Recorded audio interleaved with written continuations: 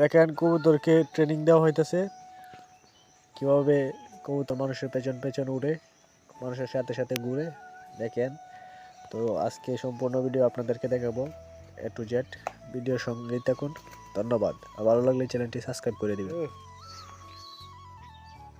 তোমার যদি ভালো কিছু আশা করা যায়। ও, কবুতর পুষছেন নাকি? হ্যাঁ, এটা পুষলাম। কতদিন ধরে? এই তো 1 মাস 10-12 দিন হবে। এটাকে কি ট্রেনিং দেওয়া হইতেছে কখন? দেওয়াই তো দেখা যাক কি হয়। দেখি গিরিবাজের ক্রস নাকি? না, এটা অরিজিনাল গিরিবাস।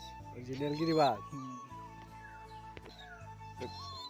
কবুতর এভাবে পুষ মানানোর জন্য কোন জাতের কবুতর সবচেয়ে ভালো হইবে? আমার মনে হয় সব থেকে ভালো গিরিবাস। গিরিবাজ কেন? কারণ গিরিবাস হাই ফ্লাইয়ের কবুতর। যদি আপনি বাইকে পেছনে উড়াতে চান তাহলে গিরিবাজই সব থেকে ভালো। এর আগে কি আরো এরকম পুষ হয়েছে নাকি? এর আগে একটা পুষ মানাইছিলাম, ওটা দেশি ছিল, বেশি হয় না। তো যারা কবুতর এভাবে পুষ মানাতে চায় তাদের উদ্দেশ্যে কি বলার? তাদের উদ্দেশ্যে আমি বলবো, যদি হাতে সময় থাকে বেশি তাহলে পুষ মানান, আর যদি সময় না থাকে তাহলে দরকার নেই। প্রচুর সময় দিতে হবে। প্রচুর সময় দিতে পারে। প্রক্রিয়াটা কবে থেকে শুরু হয়? ওইটা মানে যখন একটু একটু ফ্লাই করতে পারে তখনই বোঝা যাবে দূরে রেখে ডাক দিলে হাতে আসে কিনা।